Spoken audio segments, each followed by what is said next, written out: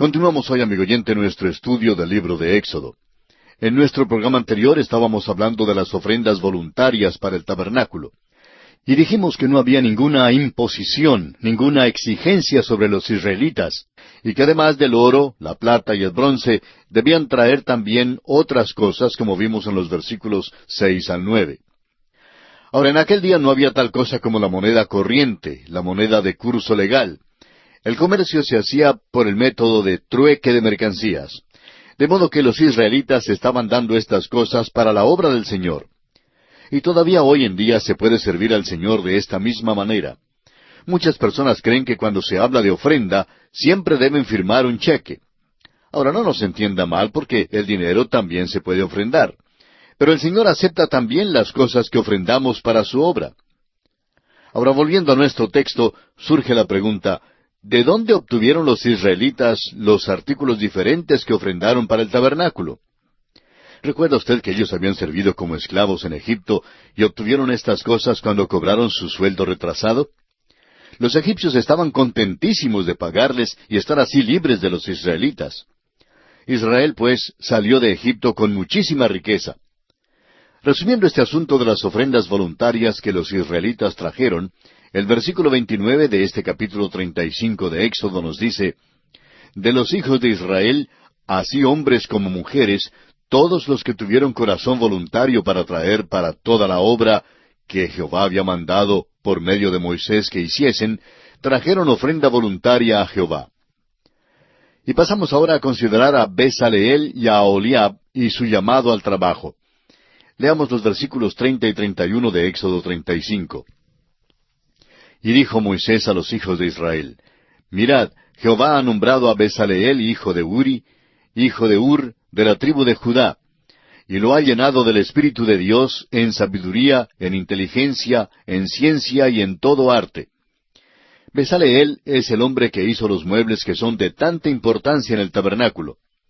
El versículo 34 dice, «Y ha puesto en su corazón el que pueda enseñar, así él como a Aholiab, hijo de Ahisamac, de la tribu de Dan». Dios dio a Bezaleel la habilidad de pasar a otros su don. Leamos ahora el versículo 35 de Éxodo 35. «Y los ha llenado de sabiduría de corazón, para que hagan toda obra de arte y de invención, y de bordado en azul, en púrpura, en carmesí, en lino fino y en telar, para que hagan toda labor e inventen todo diseño». El tabernáculo era una cosa hermosa, era una joya en el desierto. No era grande como las tiendas grandes, sino más bien una construcción pequeña. Según el valor de los metales en nuestro tiempo, ha sido evaluado en unos $5 millones, lo que fue invertido en la construcción del tabernáculo. El valor podría ser aún más grande. El tabernáculo era la joya preciosa de Dios, un cuadro de su Hijo Jesucristo. Y aquí concluye el capítulo 35 de Éxodo. Y entramos en el capítulo 36. En este capítulo consideraremos los aspectos siguientes. Las ofrendas son entregadas a los trabajadores. La liberalidad del pueblo es suspendida. Las cortinas, la cubierta, el velo interior y el velo para la puerta. Este capítulo nos trae una vez más a las instrucciones dadas en cuanto al tabernáculo. Las instrucciones tienen mucha importancia porque el tabernáculo es el retrato del Hijo de Dios, Cristo Jesús. Lo revela a Él. Leamos el primer versículo de este capítulo 36 de Éxodo. «Así pues, Bezaleel y Aholiab, y todo hombre sabio de corazón, a quien Jehová dio sabiduría e inteligencia, para saber hacer toda la obra del servicio del santuario, harán todas las cosas que ha mandado Jehová». Aquí vemos que un gran número de hombres se ocuparon en la construcción del tabernáculo. Ahora el encargado era Bezaleel. Sigamos adelante y leamos el versículo 2 de Éxodo 36. «Y Moisés llamó a Bezaleel y a Aholiab y a todo varón sabio de corazón, en cuyo corazón había puesto Jehová sabiduría, todo hombre a quien su corazón le movió a venir a la obra para trabajar en ella». Note usted que aquí hay algo que es muy importante y esencial en la obra del Señor. Si es que usted está sirviendo de mala gana al Señor, no le sirva así. Dios no puede usar esa clase de actitud.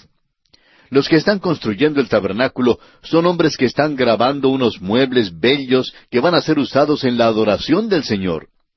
Esto no es para ellos simplemente una tarea. Ellos no están pendientes siempre de la hora de salida. No son miembros de ningún sindicato. No trabajan solamente durante ciertas horas de la semana y luego paran. No están construyendo el tabernáculo porque están obligados a trabajar. Durante los años pasados habían servido como esclavos y ahora una vez más están trabajando como si fueran esclavos, pero esta vez trabajan porque quieren trabajar de su propia voluntad. Note usted que sirven de buena gana. Y esa, amigo oyente, es la manera en la cual nosotros debemos servir al Señor.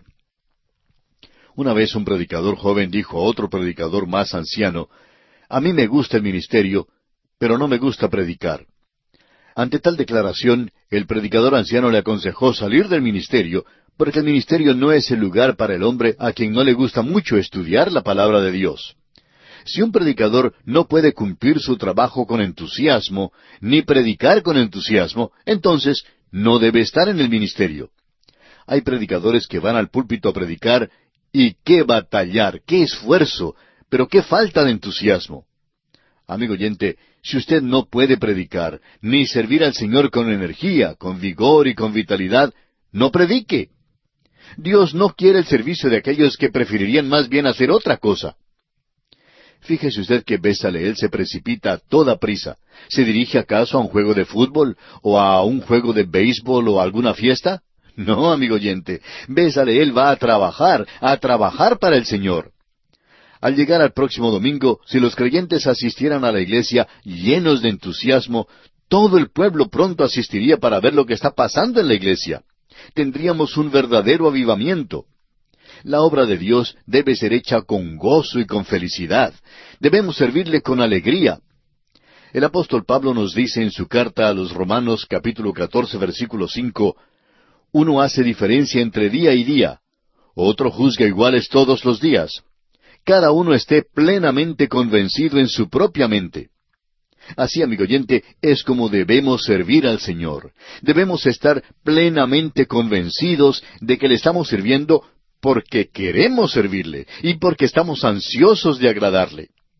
Una vez más, en su primera carta a los Corintios, capítulo 9, versículo 16, Pablo dice, «Pues si anuncio el Evangelio, no tengo por qué gloriarme, porque me es impuesta necesidad, y ay de mí si no anunciar el Evangelio». Pablo anhelaba predicar el Evangelio. Aquellos 300 hombres de Gedeón no doblaron sus rodillas para beber las aguas. Bebieron llevando el agua con la mano a sus bocas y siempre velando. Ellos decían, «¿Dónde están aquellos madianitas? Queremos derrotarlos». El relato se encuentra en Jueces capítulo 7, versículos 5 al 7. Esta es la clase de entusiasmo que nos hace falta hoy en día en la iglesia, amigo oyente. Nos quedamos atollados con demasiados santos muertos, y quiero decir que están muertos ya antes de ser sepultados. Leamos ahora los versículos 3 al 5 de Éxodo 36. «Y tomaron de delante de Moisés toda la ofrenda que los hijos de Israel habían traído para la obra del servicio del santuario, a fin de hacerla. Y ellos seguían trayéndole ofrenda voluntaria cada mañana, tanto que vinieron todos los maestros que hacían toda la obra del santuario, cada uno de la obra que hacía, y hablaron a Moisés diciendo, «El pueblo trae mucho más de lo que se necesita para la obra que Jehová ha mandado que se haga». Este es el único lugar de que hay constancia que sepamos donde se hizo necesario pedirle al pueblo que dejara de ofrendar. Ofrendaron muchísimo más de lo que era necesario para construir y amueblar el tabernáculo. Nunca antes hemos oído hablar de una ofrenda así como esta. Fue en realidad un milagro. Veamos ahora el versículo 6. Entonces Moisés mandó pregonar por el campamento diciendo, «Ningún hombre ni mujer haga más para la ofrenda del santuario». Así se le impidió al pueblo ofrecer más. Moisés les exige a los israelitas que no ofrenden más, y las ofrendas tuvieron que ser suspendidas porque ya habían traído lo suficiente. Esto de veras es asombroso, a la luz del hecho de que los israelitas acababan de salir de la esclavitud. Nunca antes habían poseído nada, y ahora que disfrutaban de estas riquezas, es de esperarse que no estarían tan dispuestos a regalarlas. Sin embargo, ofrendaron generosa y gozosamente y con entusiasmo a su Dios. Cualquier cosa que hagamos por Dios, debemos hacerla así de esta manera. Así es como Dios quiere que la hagamos. Dios quiere que ofrendemos gozosamente. Hace años hubo un lema que se leía así: dad hasta que os duela. Y Dios dice: si duele, no des. Y amigo oyente, su adoración a Dios y también el ofrendar deben ser ejecutados con verdadero gozo. Aquí en este capítulo parece que vamos repasando los detalles en cuanto a los muebles y una parte del tabernáculo. Parece una repetición, pero note usted que antes nos fue dado el dibujo para el tabernáculo y que ahora llegamos a la ejecución misma del trabajo. No tan solo necesitamos el dibujo y los materiales, sino también el trabajo. Están ahora empezando el trabajo aquí en este capítulo. Leamos el versículo 8 de este capítulo 36 de Éxodo. Todos los sabios de corazón de entre los que hacían la obra hicieron el tabernáculo de 10 cortinas de lino torcido, azul, púrpura y carmesí. Las hicieron con querubines de obra primorosa. Estas cortinas cubrían todo el tabernáculo. Era la cubierta que ponían primero en los muebles cuando salían en marcha a través del desierto. Era el cerco de afuera. Este lino torcido habla de la justicia de Cristo, habla de su carácter y de su obra, habla de la justicia que Él provee para que podamos ser vestidos para así pararnos ante la presencia de Dios. Lo importante que debemos notar aquí es que Cristo es suficiente para suplir nuestras necesidades. Es poderoso para salvarnos, es poderoso para librarnos y es poderoso para guardarnos. Y pasamos ahora a las tablas y las basas. Las cortinas de pelo de cabra, la cubierta de pieles de carneros teñidas de rojo, y las tablas y las basas también hablan de la persona de Cristo de una u otra manera. Ahora, la longitud del tabernáculo era de 30 codos, y su anchura de 10 codos, con 10 codos de altura. Era hecho de madera de acacia, y las tablas eran cubiertas de oro por todos lados. Las tablas tenían 1,5 codos de ancho. En la marcha por el desierto, estas tablas pesaban muchísimo. Todos los muebles eran llevados en los hombros de los sacerdotes de la tribu de Leví. Las tablas de oro estaban en posición vertical, pero cada una tenía ciertas basas que encajaban en basas de plata, y todo el tabernáculo reposaba sobre plata. La plata significa la redención. El tabernáculo estaba unido por barras. Ciertos anillos habían sido instalados en cada tabla, y cuando era levantado, estas varas se ajustaban y unían el tabernáculo. Era una construcción muy compacta. Y pasamos ahora al aspecto de los velos. El tabernáculo tenía un velo interior que separaba el tabernáculo principal en 2 compartimientos. El compartimiento pequeño era el lugar santísimo, y el más grande era el lugar santo. Luego había el atrio, y alrededor de éste un cerco que tenía 5 codos de altura, 100 codos de largo y 50 codos de ancho. Todo hecho de lino torcido. Todo lo que había en el tabernáculo describe alguna parte de la persona o la obra del Señor Jesucristo. Y así concluimos nuestro estudio del capítulo 36 de Éxodo. Ahora, en el capítulo 37 se sigue dando la descripción del tabernáculo, el arca, el propiciatorio con los querubines, la mesa con sus utensilios, el candelabro, etc., el altar del incienso, el aceite santo de la unción y el incienso aromático. Todo lo que se menciona aquí, en este capítulo 37, ya ha sido tratado en los capítulos previos en el libro de Éxodo. En lugar de leer todo esto de nuevo, recapitularemos algunas de las cosas que consideramos de mayor importancia. Primero, el mobiliario del tabernáculo. Los 2 muebles en el atrio eran el altar de bronce y la fuente. Cuando uno entraba en el lugar santo, había 3 muebles: el candelabro de oro, la mesa para el pan de la proposición, y el altar del incienso. En el lugar santísimo estaba el arca del testimonio y el propiciatorio. Había 3 entradas al tabernáculo. La primera entrada conducía al atrio por el cerco que rodeaba el tabernáculo. Luego una puerta conducía al lugar santo, y la tercera entrada conducía al lugar santísimo, al cual únicamente el sumo sacerdote podía entrar, y esto solamente una vez en el año, en el día de la expiación. Había 7 muebles que estaban arreglados de tal manera que presentan un cuadro maravilloso. El altar de bronce habla de la cruz de Cristo, donde recibimos el perdón del pecado. La fuente habla del hecho de que Cristo lava a aquellos que son suyos, que son de Él. La fuente es donde confesamos nuestros pecados y donde somos limpiados y perdonados. Luego entramos al lugar santo, el lugar de la adoración. El candelabro de oro habla de Cristo como la luz del mundo. La mesa para el pan de la proposición describe a Cristo como el pan de vida del cual comemos. El altar del incienso es el lugar de la oración. Habla del hecho de que Cristo es nuestro intercesor. Si los israelitas deseaban adorar a Dios, tenían que entrar en el lugar santo. Si querían la luz del mundo, tenían que ir afuera, pero si querían la luz del candelabro, tenían que ir adentro. Y hoy en día, para servir a Cristo no se puede caminar guiados por la sabiduría del mundo, sino por la luz de la palabra de Dios. El lugar santísimo describe a Jesucristo en la presencia de Dios. En la epístola a los Hebreos se nos ordena llegar al trono de la gracia. El propiciatorio habla de esto, y aquí es donde hallamos gracia y donde alcanzamos misericordia para el oportuno socorro. Hay un propiciatorio en el cielo para los creyentes. Cuando Cristo vino a la tierra, no tan solo cumplió la figura del tabernáculo, sino que también hizo algo muy extraordinario. El tabernáculo en el desierto siempre estaba horizontal con la tierra. Lo que Cristo ha hecho es hacerlo perpendicular. Él está en el cielo para limpiar y perdonar nuestros pecados.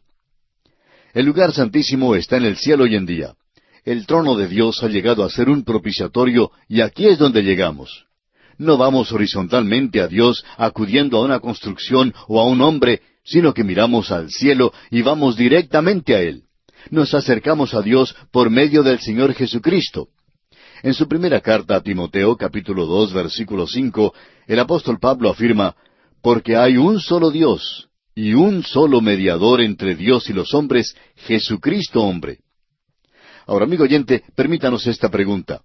¿Dónde está usted hoy con relación al tabernáculo? ¿Necesita pararse en el altar de bronce para ser salvo? Hay muchos miembros de iglesias que necesitan ir allí. ¿Es usted un hermano sucio que necesita confesar sus pecados en la fuente para ser limpiado? ¿Está usted caminando en tinieblas?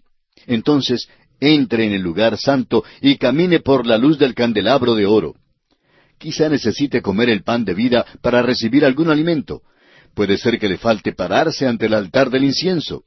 Quizás se encuentre en dificultades y necesite misericordia, gracia y ayuda. El propiciatorio está en el lugar santísimo para usted.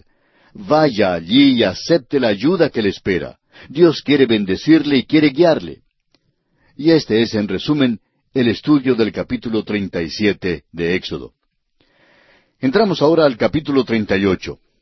En este capítulo consideraremos el altar del holocausto, la fuente de bronce, el atrio y la cantidad de las ofrendas del pueblo. En este capítulo todavía estamos mirando al tabernáculo. Empezando con el capítulo 25, se dio en todo detalle el plano para el tabernáculo.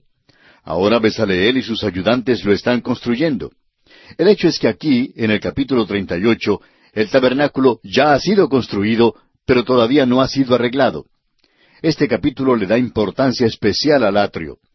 Cuando los israelitas se paraban durante su marcha a través del desierto, el tabernáculo era levantado en la arena. Las barras de oro eran puestas al lado y unidas por los anillos de las tablas, y así todo el tabernáculo se unía. Luego, sobre las tablas se ponían las 4 cubiertas, del lino torcido, de pelo de cabra, de pieles de carneros teñidas de rojo, y de pieles de tejones. Estas cubiertas eran para su protección. La hermosura del tabernáculo tenía que ser vista desde adentro. Todo lo que había en su interior hablaba de la alabanza, de la adoración a Dios y de la bendición al individuo. El atrio era de 100 codos por 50 y contenía el altar de bronce y la fuente. Aquí es donde la cuestión del pecado era arreglada. El pecador llegaba a la entrada y se paraba allí como pecador. El sacerdote lo guiaba al atrio. El sacerdote ponía su mano derecha sobre la cabeza de la víctima, sea cordero, cabra o buey. Luego se mataba el animal y el sacerdote lo ofrecía sobre el altar. Hasta allí era donde llegaba el individuo. De allí en adelante, el individuo se acercaba en la persona de su sacerdote. El sacerdote tenía que pararse ante la fuente y lavarse para poder entrar en el lugar santo. Ahora había 3 muebles en el lugar santo: el candelabro de oro, la mesa para el pan de la proposición y el altar del incienso. Todos ellos hablan de la adoración. Luego estaba el velo que separaba el lugar santo del lugar santísimo, y el sacerdote no se atrevía a ir más allá de este velo. El arca del testimonio y el propiciatorio estaban en el lugar santísimo, y sólo el sumo sacerdote entraba en este cuarto por toda la nación, y lo hacía una sola vez al año.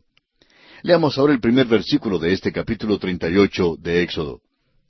Igualmente hizo de madera de acacia el altar del holocausto, su longitud de 5 codos, y su anchura de otros 5 codos, cuadrado, y de 3 codos de altura. La altura del altar de bronce era igual a la altura del arca en el lugar santísimo. Era aquí donde la víctima era ofrecida y donde era juzgado el pecado. Era aquí donde el individuo o la nación llegaba para arreglar el problema del pecado. Cuando este altar fue construido, no se podía construir ningún otro altar. Este era el camino a Dios, y cualquier otro altar construido en cualquier otro lugar hubiera sido una blasfemia. Era un lugar prominente porque aquí la cuestión del pecado era arreglada. No podía haber tal cosa como la adoración ni la bendición, sino hasta cuando uno hubiera llegado al altar de bronce. Los cuernos en el altar hablan de la fuerza y la capacidad de Jesucristo para salvar. Hay muchas instrucciones y detalles en cuanto al acercamiento y cuidado de este altar. Debía haber ciertos calderos, varas y anillos, etc. Pero lo importante para recordar, sin embargo, es su función de arreglar el problema del pecado. Y aquí, amigo oyente, nos detenemos por esta ocasión. Continuamos hoy, amigo oyente, estudiando el capítulo 38 de Éxodo. Vamos a proseguir nuestro estudio con el versículo 8. Leamos. También hizo la fuente de bronce y su base de bronce de los espejos de las mujeres que velaban a la puerta del tabernáculo de reunión. Los espejos de los cuales se habla aquí eran hechos de bronce muy pulido y brillante. En realidad las mujeres no han cambiado nada. También acostumbraban llevar espejos en aquel entonces. La fuente era hecha de estos espejos. Y el espejo, amigo oyente, representa la palabra de Dios. Es la Biblia que enseña al creyente su necesidad de limpieza. Y la fuente estaba allí precisamente con ese propósito, para el lavamiento. Tenemos hoy lo mismo hoy en día en nuestros cuartos de baño. Hay un espejo y bajo el espejo está el lavamanos. El espejo no hace desaparecer el polvo y la ley no nos puede salvar del pecado. Se puede frotar el espejo todo lo que se quiera y todavía está el polvo allí. Pero hay un precioso manantial de sangre de Emanuel que purifica a cada cual que se sumerge en él. Leamos ahora los versículos 9 al 11 de este capítulo 38 de Éxodo. Hizo asimismo el atrio. Del lado sur, al mediodía, las cortinas del atrio eran de 100 codos de lino torcido. Sus columnas eran 20, con sus 20 basas de bronce. Los capiteles de las columnas y sus molduras de plata. Y del lado norte, cortinas de 100 codos. Sus columnas 20, con sus 20 basas de bronce. Los capiteles de las columnas y sus molduras de plata. El lino torcido habla de la humanidad de Cristo y realmente separó al hombre de Dios. Un supuesto dirigente cristiano escribió en cierta ocasión un artículo en el cual decía que todo lo que era necesario para lograr la paz en el mundo era seguir las enseñanzas de Jesús, aun negando la deidad de Cristo. Bueno, eso no es verdad. No puede haber ninguna paz para el hombre aparte de la sangre derramada por Cristo Jesús. Aquel cerco de lino torcido impedía la entrada hacia Dios. Amigo oyente, no es la vida de Cristo la que nos salva, es la muerte de Cristo la que nos salva. Cuando hay predicadores que afirman falsamente ser ortodoxos y que dan un mensaje como ese, no es extraño que haya tanta confusión en el mundo hoy en día. La palabra de Dios es como un libro en cuadros. Si usted simplemente mira los cuadros y lee su palabra, puede entender que ni la vida ni las enseñanzas de Jesucristo le pueden salvar. En primer lugar, usted ni se aproxima al nivel de la vida ni de las enseñanzas de Jesucristo. Es una tontería parlotear ese tipo de enseñanza. Esto ha sido predicado excesivamente por el modernismo ya por muchos años y ha causado que nos encontremos en tantos apuros hoy en día. Ya es hora que alguien hable claro en cuanto a esto. Las enseñanzas de Cristo no pueden salvar a nadie, amigo oyente. La muerte de Cristo en la cruz del Calvario y su resurrección es lo que puede salvar al pecador. Las basas del tabernáculo propiamente dicho eran de plata, pero las basas del cerco eran de bronce. El bronce, como ya hemos visto, es un metal que representa el juicio. Una descripción de Cristo en Apocalipsis 2:18 dice que tenía sus pies semejantes al bronce bruñido. Esto nos dice que la cuestión del pecado debe ser juzgada. El hombre debe reconocer que es pecador y acudir a Dios mediante Cristo. Sin embargo, los capiteles de las columnas y las molduras eran de plata, y la plata es el metal que significa la redención. El cerco del atrio impedía la entrada al hombre, pero Dios hizo un camino para que pudiera entrar.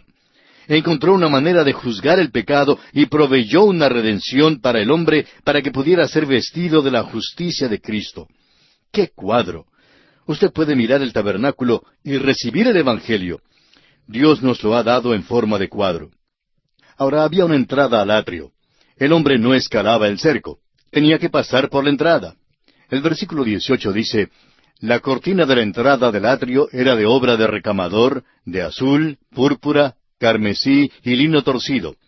Era de 20 codos de longitud y su anchura, o sea, su altura, era de 5 codos, lo mismo que las cortinas del atrio.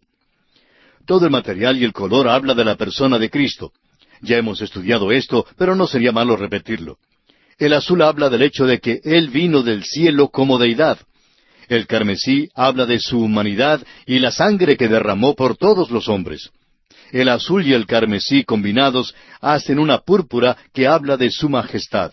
Él nació rey de los judíos. Ahora la entrada era tan alta como el cerco.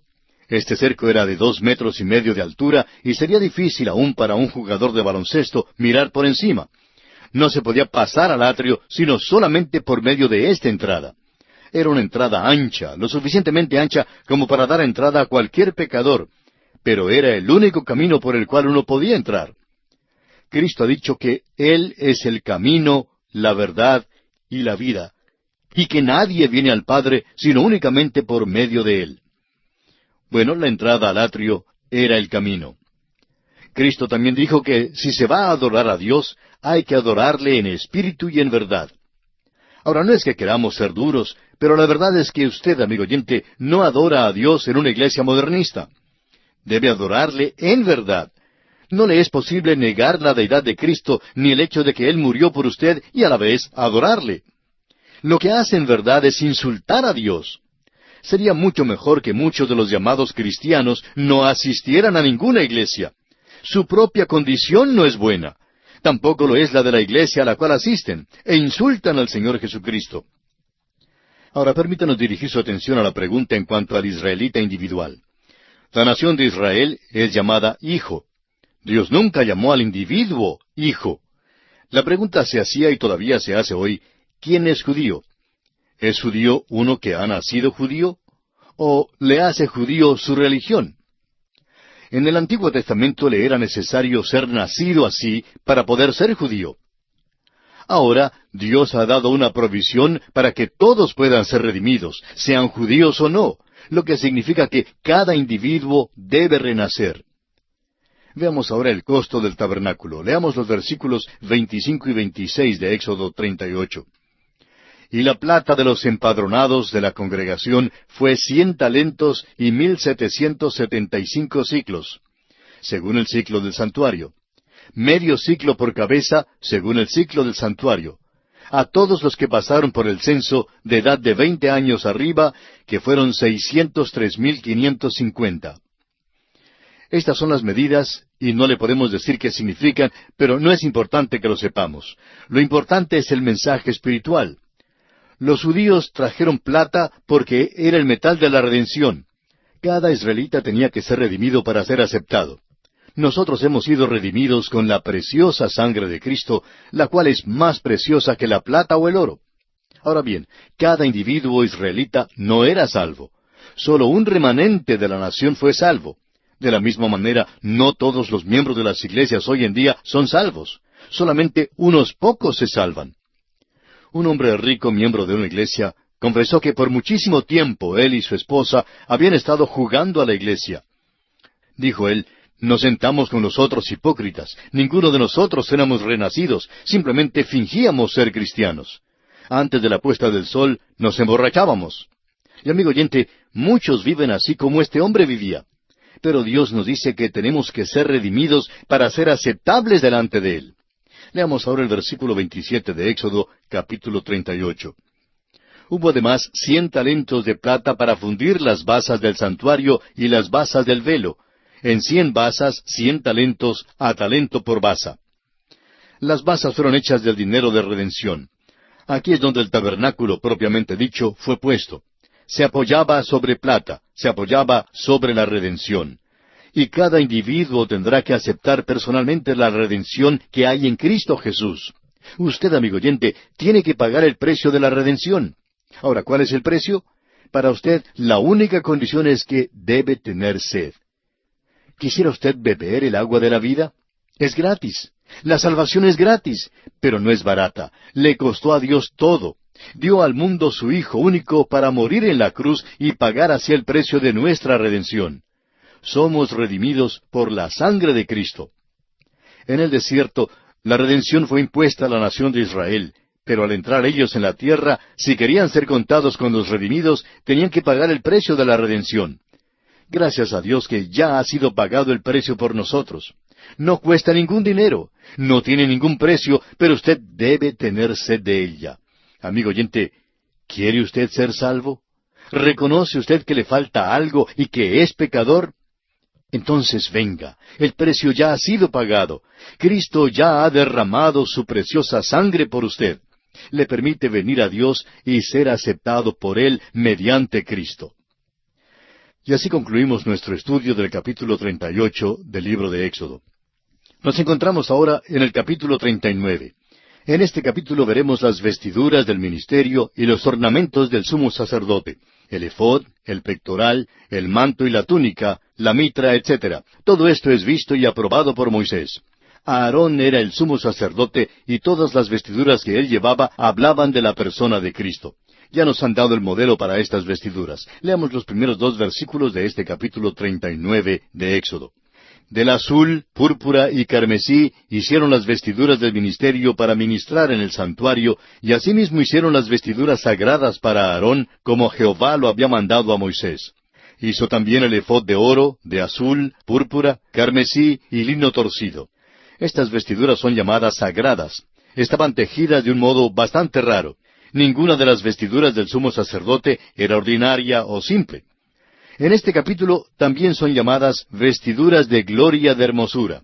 Se le da gran énfasis a la mitra que Aarón llevaba en su cabeza con la inscripción Santidad a Jehová. Fundamentalmente se vistió Aarón de la misma ropa que los otros sacerdotes llevaban. Llevaba una vestidura de lino blanco sobre algo como pantalones porque su desnudez no debía ser revelada, aunque al parecer servían descalzos en el tabernáculo. En el gran día de la expiación, cuando Aarón llevaba la sangre al lugar santísimo, ponía a un lado todas sus vestiduras de hermosura y de gloria, y llevaba solo las vestiduras simples de afuera. El lino blanco que llevaban los sacerdotes habla de justicia.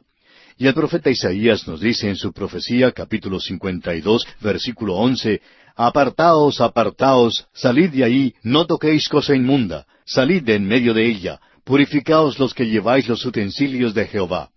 Dios todavía dice esto. No creemos que Dios use a un predicador pecaminoso, ni a un maestro pecador, ni a un laico que peca, no importa lo brillante o talentoso que sea. No hacen nada para Dios, porque Él no aceptará su obra. Están edificando con madera, heno y hojarasca. Debemos ser vestidos de la justicia de Cristo y luego vivir una vida que apoye eso. Esta es la lección que nos enseñan estas vestiduras básicas. Es interesante notar que cuando Aarón entraba en el lugar santísimo para ofrecer el sacrificio por el pecado del pueblo, ponía a un lado sus vestiduras de gloria y de hermosura. Cuando el Señor Jesús vino a la tierra, Él no puso a un lado su deidad, pero sí desechó las vestiduras de gloria y de hermosura. Puso a un lado sus prerrogativas como Dios. Hizo a un lado la gloria Shekinah y vino a la tierra como un ser humano. Nació un bebé. Y el hombre no está buscando un bebé, sino un rey. Luego se ofreció como sacrificio por el pecado. Murió en su humanidad. Dios no murió en una cruz. Y aquellos que creen que Dios murió, nos gustaría preguntarles, ¿qué significa la muerte?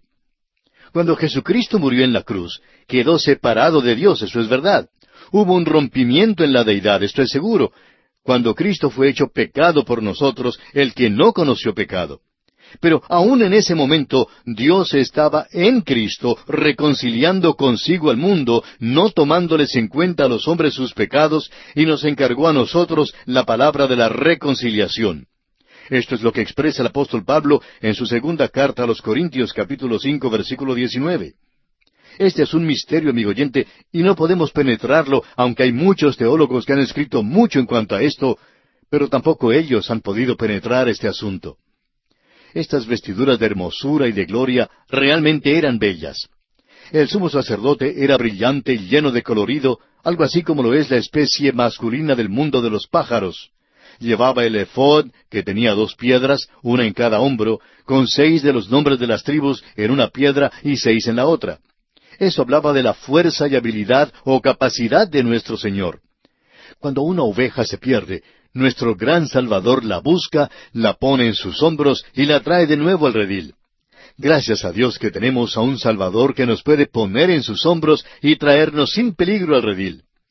Hebreos 7:25 dice que puede también salvar perpetuamente a los que por Él se acercan a Dios. El sumo sacerdote también llevaba un pectoral, que era como un chaleco. Tenía 12 piedras preciosas, y así era una cosa de gran belleza. Al parecer, tenía también un tipo de bolsillo donde ponían el Urim y el Tumim. El Urim y el Tumim tenían algo que ver con la predicción del futuro. La Biblia no nos dice cómo funcionaban. Estas piedras bellas en el pectoral hablan del hecho de que Cristo nos lleva hoy en día en su corazón. Nos ama. Juan 3:16 nos dice, porque de tal manera amó Dios al mundo, que ha dado a su Hijo unigénito, para que todo aquel que en Él cree, no se pierda, mas tenga vida eterna. Estas piedras describen su gran amor por nosotros. Ahora, en el manto del efod estaban las campanillas de oro y las granadas, para que cuando el sumo sacerdote estuviese escribiendo, se pudiera oír sonar las campanillas cuando entraba en el lugar santo. La granada habla de la vida fructífera del creyente. Las campanillas hablan del testimonio de esa vida. Cuando el sacerdote estaba en el lugar santo, los israelitas podían decir, bueno, está allí en el lugar de adoración sirviendo por nosotros. Sabemos que está allí porque podemos oír sonar las campanillas. Eso debe atraernos a la persona de Cristo, amigo oyente, pero francamente no oímos sonar muchas campanillas los domingos por la mañana. Cuando una persona puede llegar a la presencia de Cristo por medio de la predicación de la palabra de Dios, entonces podemos decir que ha sonado la campanilla. Amigo oyente, si alguna actividad cristiana no le permite a usted oír las campanillas de vez en cuando, debe entonces involucrarse en otra actividad cristiana. Ahora, a veces uno cree que oye sonar las campanillas cuando en realidad no suenan. Eso es la cosa más mala que puede sucederle a uno en todo el mundo. Escuchar las campanillas del sumo sacerdote era una experiencia maravillosa. ¿Qué cuadro dan las vestiduras del sacerdote? La mitra en su cabeza decía, Santidad a Jehová. Esto habla de la santidad y tiene que ver con la vida interior. Pero lo importante es que significa que el sumo sacerdote se ha entregado completamente a la obra del ministerio. Santo significa cualquier cosa que se ha separado para el uso de Dios. Ahora quisiéramos decir algo especialmente a los predicadores. Hay muchísimas personas que quieren que el predicador haga de todo lo que hay debajo del sol. Quieren que sea sociable, que les dé palmaditas y que hasta sirva de niñera, tanto como de predicador. No es extraño entonces que haya muchos predicadores que sufran de una crisis nerviosa. Muchos predicadores no son nada menos que nodrizas para una congregación de bebés en Cristo. Al predicador que se para en el púlpito hoy en día, le debe ser posible llevar la mitra Santidad a Jehová. Eso es.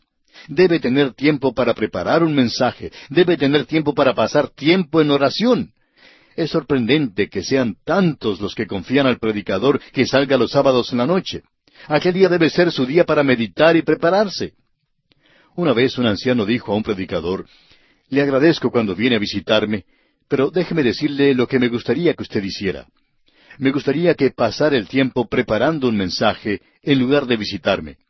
Mis negocios son difíciles para mí hoy en día y me canso y a veces estoy muy desalentado.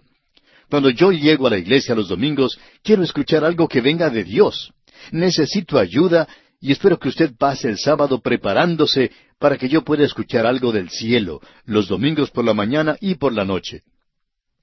Amigo oyente, creemos que este hombre tenía derecho de decir eso. Amigo oyente, necesitamos reconocer el hecho de que los predicadores deben llevar la mitra. Sin ella, nuestro ministerio para el Señor no será eficaz. Y así, amigo oyente, concluye nuestro estudio del capítulo 39 de Éxodo. Y entramos ahora al capítulo final, el capítulo 40. En este capítulo, Dios manda a levantar y a ungir el tabernáculo. Aarón y sus hijos deben ser santificados y una nube cubre el tabernáculo. En este capítulo se está levantando el tabernáculo. Queremos considerar una sola cosa porque ya hemos considerado el mobiliario y las vestiduras del sacerdote. Cuando Moisés mandó levantar el tabernáculo en el campamento de Israel, algo asombroso sucedió. Leamos los versículos 34 al 38 de este capítulo 40 de Éxodo. Entonces una nube cubrió el tabernáculo de reunión, y la gloria de Jehová llenó el tabernáculo. Y no podía Moisés entrar en el tabernáculo de reunión, porque la nube estaba sobre él, y la gloria de Jehová lo llenaba. Y cuando la nube se alzaba del tabernáculo, los hijos de Israel se movían en todas sus jornadas. Pero si la nube no se alzaba, no se movían hasta el día en que ella se alzaba. Porque la nube de Jehová estaba de día sobre el tabernáculo, y el fuego estaba de noche sobre él, a vista de toda la casa de Israel en todas sus jornadas. Cuando el apóstol Pablo trata de identificar a los israelitas en el libro de Romanos, él dice, ¿quiénes son israelitas? Una de las cosas que los puso aparte de las demás gentes era la gloria Shekinah. Así lo dice Pablo en su carta a los Romanos capítulo 9 versículo 4, que son israelitas de los cuales son la adopción, la gloria, el pacto, la promulgación de la ley, el culto y las promesas. Los israelitas fueron los únicos que disfrutaron de la gloria de Dios, es decir, la presencia visible de Dios. Ella los guiaba a través del desierto. La nube se elevaba en la mañana si tenían que viajar en ese día. Si no se elevaba, los israelitas debían quedarse en el campamento. No trataban de viajar en ese día. Nunca viajaban según su propia sabiduría ni juicio. No votaban en cuanto a si debían viajar o no, y Moisés tampoco hacía la decisión. La nube decidía el asunto. A veces decimos en nuestras iglesias que Cristo es la cabeza de la iglesia. ¿Qué le parece la iglesia suya? ¿Es Cristo la cabeza de su iglesia? ¿Estamos siguiendo la nube hoy en día o metemos a un hombre en la junta directiva de la iglesia por razón de que es un buen negociante? Se oye decir a las personas hoy, quiero hablar con mi pastor en cuanto a este problema. Quiero decirle lo que debe hacer. No somos peritos en aconsejar a las personas en cuanto a lo que deban hacer. No podemos resolver los problemas maritales de todos. Existe una columna de nube hoy en día, pero la mayoría no la ve. Es el Espíritu de Dios. Él debe ser quien nos guía para que sepamos lo que sea la buena voluntad de Dios para nuestras vidas. ¿Cómo descuidamos esto a veces? Siempre estamos acudiendo a algún humano o a algo fuera de Dios para recibir ayuda. Necesitamos predicadores, maestros y laicos que sean llenos del Espíritu de Dios. Necesitamos los que le hagan caso a la palabra de Dios y que quieran hacer la voluntad de Dios. No hay una nube visible sobre la iglesia hoy en día, pero el Espíritu de Dios quiere y puede ayudarnos y guiarnos. Y esto, amigo oyente, concluye nuestra serie de estudios en el libro de Éxodo. Principiamos con la tenebrosidad de los ladrillares de Egipto y terminamos con la presencia gloriosa del Señor en el tabernáculo. Fue su presencia lo que guiaba a los israelitas por el desierto. Y Dios quiere librarle a usted, amigo oyente, de la tenebrosidad de la esclavitud del pecado y traerle a la gloria de su presencia y al mismo centro de su voluntad, donde Él puede guiarle. ¡Qué libro más maravilloso es Éxodo! Dios nos guía de Egipto para traernos a una buena tierra. Le aconsejamos, amigo oyente, para su propio beneficio espiritual, que lea una vez más todo el libro de Éxodo. Y diríamos que el versículo clave de este libro se encuentra en el capítulo 20, versículo 2, donde leemos, Yo soy Jehová tu Dios, que te saqué de la tierra de Egipto, de casa de servidumbre. Es nuestra oración que Dios haya sacado su alma de la esclavitud del pecado y le haya trasladado al reino de su amado Hijo, Jesucristo.